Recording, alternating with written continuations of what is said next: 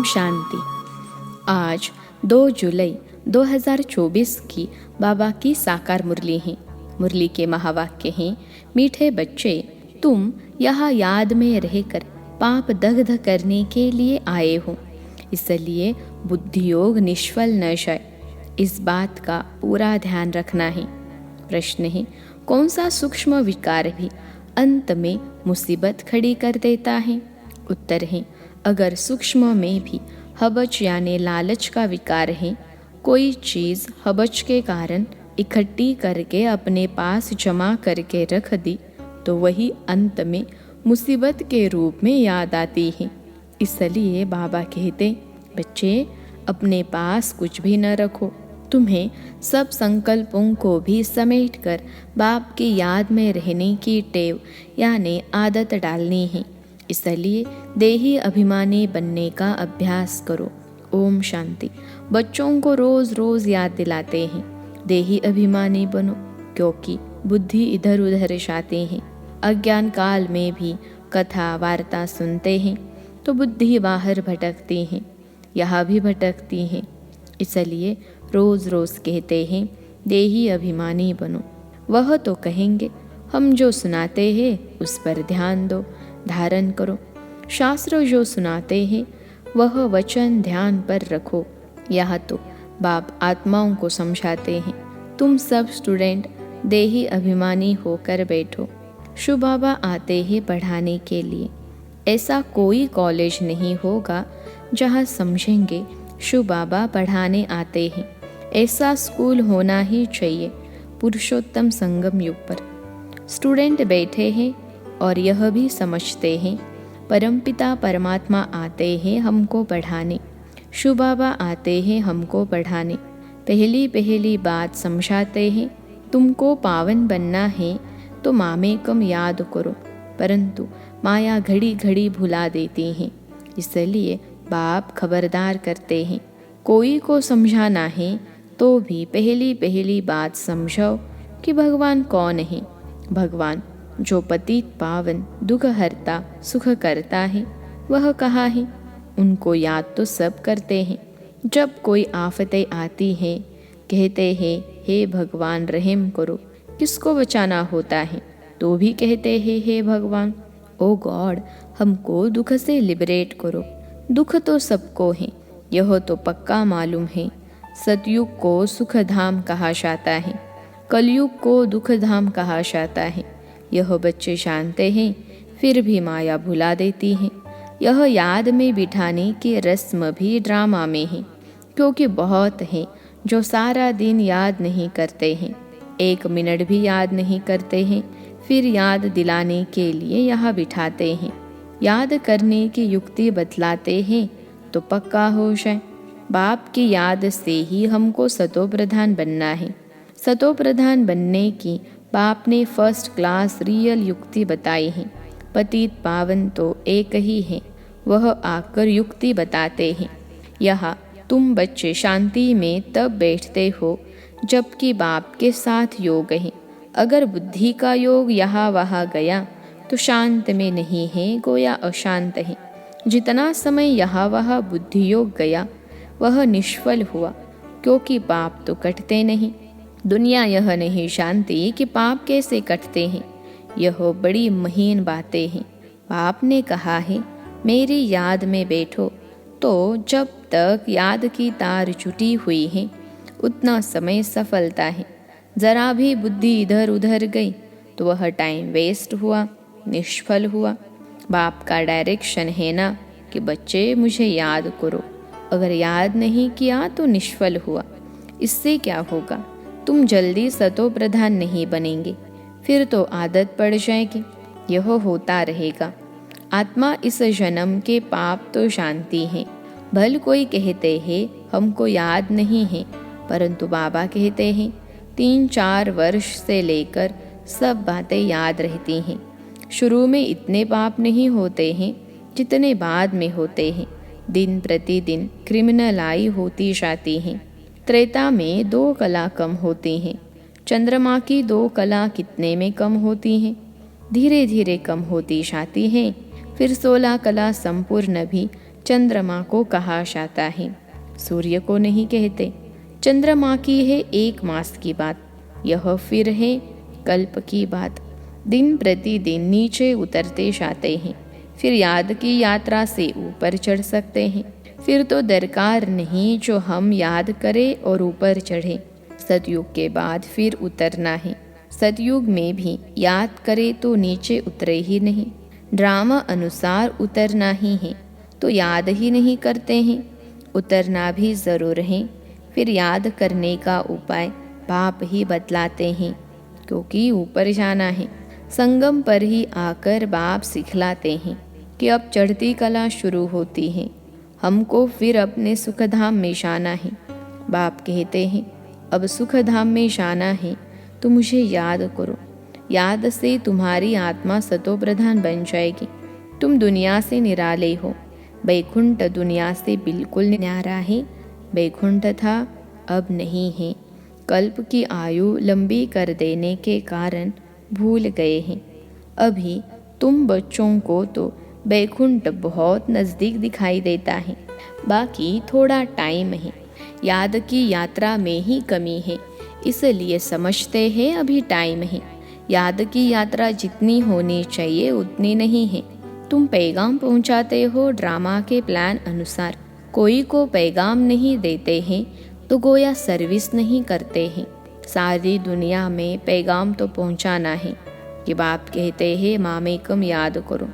गीता पढ़ने वाले जानते हैं एक ही गीता शास्त्र है जिसमें यह महावाक्य है, परंतु उसमें श्री कृष्ण भगवानुवाच लिख दिया है तो याद किसको करें।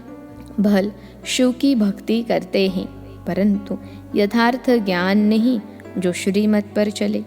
इस समय तुमको मिलती है ईश्वरीय मत, इनके पहले थी मानव मत। दोनों में रात दिन का फर्क है। मानव मत कहती है ईश्वर सर्वव्यापी है, ईश्वर की मत कहती है नहीं। बाप कहते हैं मैं आया हूँ स्वर्ग की स्थापना करने, तो ज़रूर यह नर्क है। यहाँ 5 विकार सब में प्रवेश है। विकारी दुनिया है, तब तो मैं आता हूँ निर्विकारी बनाने लिए। जो ईश्वर के बच्चे बने उनके पास विकार तो हो नहीं सकते। रावण का चित्र 10 शीश वाला दिखाते हैं। कभी कोई कह न सके कि रावण की सृष्टि निर्विकारी है। तुम जानते हो अभी रावण राज्य है, सभी में 5 विकार हैं। सतयुग में है राम राज्य, कोई भी विकार नहीं। इस समय मनुष्य कितने दुखी हैं, शरीर को कितने दुख लगते हैं। यह है दुख धाम। सुख धाम में तो शारीरिक दुख भी नहीं होते। यहाँ तो कितने हॉस्पिटल्स भरी हुई हैं, इनको स्वर्ग कहना भी बड़ी भूल है। तो समझकर औरों को समझाना है। वह पढ़ाई कोई समझाने के लिए नहीं है। इम्तहान पास किया और नौकरी पर चढ़ा। यहाँ तो तुमको सबको पैगाम देना है। सिर्फ एक बाप थोड़े ही देंगे। जो बहुत होशियार हैं उनको टीचर कहा जाता है, कम होशियार है तो उनको स्टूडेंट कहा जाता है। तुम्हें सबको पैगाम देना है, पूछना है भगवान को जानते हो? वह तो बाप है सबका। तो मूल बात है बाप का परिचय देना, क्योंकि कोई जानते नहीं है। ऊंचते ऊंच बाप है, सारे विश्व को पावन बनाने वाला है। सारा विश्व पावन था जिसमें भारत ही था। और कोई धर्म वाला कह न सके कि हम नई दुनिया में आए हैं। वह तो समझते हैं हमारे से आगे कोई होकर गए हैं। क्राइस्ट भी ज़रूर कोई में आएगा, उनके आगे ज़रूर कोई थे। बाप बैठ समझाते हैं मैं इस ब्रह्मा तन में प्रवेश करता हूँ। यह भी कोई मानते नहीं कि ब्रह्मा के तन में आते हैं। अरे ब्राह्मण तो चाहिए ज़रूर। ब्राह्मण कहाँ से आएंगे? ज़रूर ब्रह्मा से ही तो आएंगे ना। अच्छा, ब्रह्मा का बाप कभी सुना? वह है ग्रेट ग्रेट ग्रैंडफादर। उनका साकार फादर कोई नहीं। ब्रह्मा का साकार बाप कौन? कोई बतला न सके। ब्रह्मा तो गाया हुआ है, प्रजापिता भी है। जैसे निराकार शिव बाबा कहते हैं उनका बाप बताओ। फिर साकार प्रजापिता ब्रह्मा का बाप बताओ। शिव बाबा तो एडॉप्ट किया हुआ नहीं है, यह एडॉप्ट किया हुआ है। कहेंगे इनको शिव बाबा ने एडॉप्ट किया, विष्णु को शिव बाबा ने एडॉप्ट किया है, ऐसा नहीं कहेंगे। यह तो तुम जानते हो, ब्रह्मा सो विष्णु बनते हैं, एडॉप्ट तो हुआ नहीं। शंकर के लिए भी बताया है, उनका कोई पार्ट है नहीं। ब्रह्मा सो विष्णु, विष्णु सो ब्रह्मा, यह 84 का चक्र है। शंकर फिर कहाँ से आया, उनकी रचना कहाँ है? बाप की तो रचना है, वह सब आत्माओं का बाप है। और ब्रह्मा की रचना है सब मनुष्य। शंकर की रचना कहाँ है? शंकर से कोई मनुष्य दुनिया नहीं रची जाती। बाप आकर यह सब बातें समझाते हैं, फिर भी बच्चे घड़ी घड़ी भूल जाते हैं। हर एक की बुद्धि नंबरवार है ना, जितनी बुद्धि उतनी टीचर की पढ़ाई धारण कर सकते हैं। यह है बेहद की पढ़ाई, पढ़ाई के अनुसार ही नंबरवार पद पाते हैं। भल पढ़ाई एक ही है, मनुष्य से देवता बनने की, परंतु डिनाइस्टी बनती है ना। यह भी बुद्धि में आना चाहिए कि हम कौन सा पद पाएंगे। राजा बनना तो मेहनत का काम है।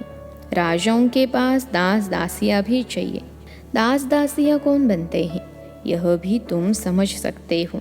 नंबरवार पुरुषार्थ अनुसार हर एक को दासियाँ मिलती होंगी। तो ऐसा नहीं पढ़ना चाहिए जो जन्म जन्मांतर दास दासी बने। पुरुषार्थ करना ही ऊंच बनने का। तो सच्ची शांति बाप की याद में है। जरा भी बुद्धि इधर उधर गई तो टाइम वेस्ट होगा, कमाई कम होगी, सतो प्रधान बन नहीं सकेंगे। यह भी समझाया है कि हाथों से काम करते रहो, दिल से बाप को याद करो। शरीर को तंदुरुस्त रखने के लिए घूमना फिरना यह भी भल करो, परंतु बुद्धि में बाप की याद रहे। अगर साथ में कोई हो तो झरमुई झगमुई नहीं करनी है। यह तो हर एक की दिल गवाही देती है। बाबा समझा देते हैं, ऐसी अवस्था में चक्कर लगाओ। पादरी लोग जाते हैं एकदम शांत में। तुम लोग ज्ञान की बातें सारा समय तो नहीं करेंगे। फिर जबान को शांत में लाकर शिव बाबा की याद में रेस करनी चाहिए। जैसे खाने के समय बाबा कहते हैं, याद में बैठकर खाओ, अपना चार्ट देखो। बाबा अपना तो बताते हैं कि हम भूल जाते हैं। कोशिश करता हो, बाबा को कहता हो, बाबा हम पूरा समय याद में रहूँगा। आप हमारी खांसी बंद करो, शुगर कम करो। अपने साथ जो मेहनत करता हूँ वह बताता हूँ, परंतु मैं खुद ही भूल जाता हूँ तो खांसी कम कैसे होंगी। जो बातें बाबा के साथ करता हूँ वह सच सुनाता हूँ। बाबा बच्चों को बता देते हैं, बच्चे बाप को नहीं सुनाते, लज्जा आती है। झाड़ू लगाओ, खाना बनाओ, तो भी शिव बाबा की याद में बनाओ तो ताकत आएगी। यह भी युक्ति चाहिए, इसमें तुम्हारा ही कल्याण होगा। फिर तुम याद में बैठेंगे तो औरों को भी कशिश होगी। एक दो को कशिश तो होती है ना। जितना तुम जास्ती याद में रहेंगे उतना सन्नाटा अच्छा हो जाएगा। एक दो का प्रभाव ड्रामा अनुसार पड़ता है। याद की यात्रा तो बहुत कल्याणकारी है, इसमें झूठ बोलने की दरकार नहीं है। सच्चे बाप के बच्चे हैं तो सच्चा होकर चलना है।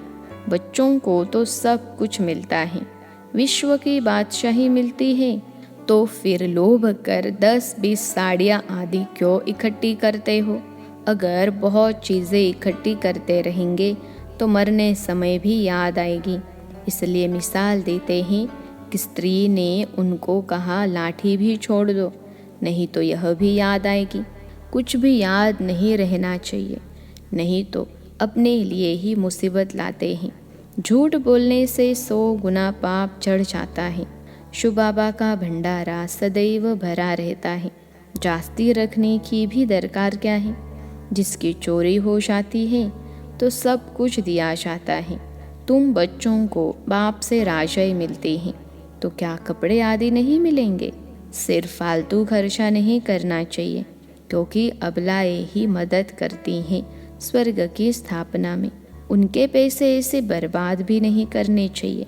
वह तुम्हारी परवरिश करती है तो तुम्हारा काम है उन्होंकी परवरिश करना, नहीं तो 100 गुना पाप सिर पर चढ़ता है। अच्छा, मीठे मीठे से खिलते बच्चों प्रति माता पिता बाप दादा का याद प्यार और गुड मॉर्निंग। रूहानी बाप के रूहानी बच्चों को नमस्ते। हम रूहानी बच्चों की सिखिलते रूहानी माता पिता बाप दादा को याद प्यार गुड मॉर्निंग और नमस्ते बाबा नमस्ते। धारणा के लिए मुख्य सार पहली पॉइंट है, बाप की याद में बैठते समय ज़रा भी बुद्धि इधर उधर नहीं भटकनी चाहिए। सदा कमाई जमा होती रहे, याद ऐसी हो जो सन्नाटा हो जाए। दूसरी पॉइंट है, शरीर को तंदुरुस्त रखने के लिए घूमने फिरने जाते हो तो आपस में झरमुई झगमुई यानी परचिंतन नहीं करना है। ज़बान को शांत में रख बाप को याद करने की रेस करनी है।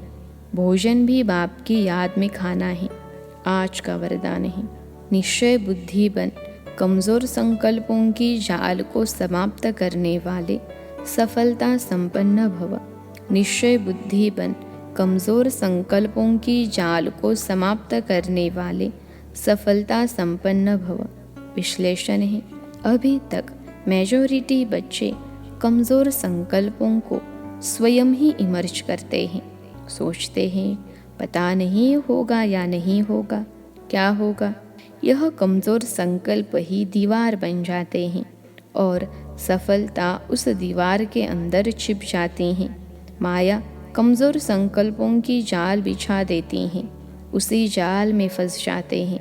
इसलिए मैं निश्चय बुद्धि विजयी हूँ, सफलता मेरा जन्म सिद्ध अधिकार है। इसी स्मृति से कमज़ोर संकल्पों को समाप्त करो। आज का स्लोगन है, तीसरा, ज्वालामुखी नेत्र खुला रहे तो माया शक्तिहीन बन जाएगी। तीसरा, ज्वालामुखी नेत्र खुला रहे तो माया शक्तिहीन बन जाएगी। अच्छा, ओम शांति।